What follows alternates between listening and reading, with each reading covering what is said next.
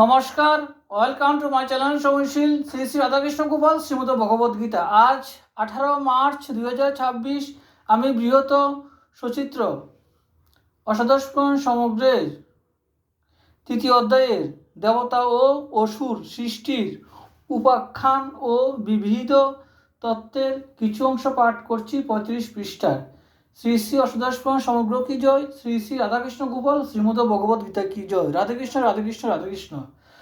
দুষ্টমতি প্রজাদের দেখে ব্রহ্মার কেশ রাশি বিশীর্ণ হতে থাকে, তা থেকে উৎপন্ন হতে থাকে শীত ও উষ্ণ অর্থাৎ সুখ ও দুঃখপ্রদ সর্পাদি প্রাণীর।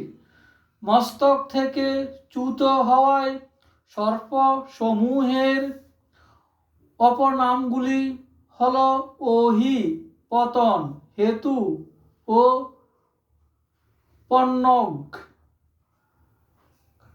এরা সর্পণ বা সরীসৃপের মতো গমন করে বলে এদের নাম সর্প।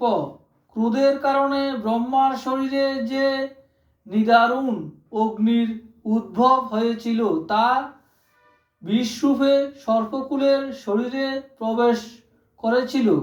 সর্পদের দেখে ব্রহ্মা আবার ক্রুদ্ধ হলেন। সেই ক্রোধ থেকে যাদের জন্ম হল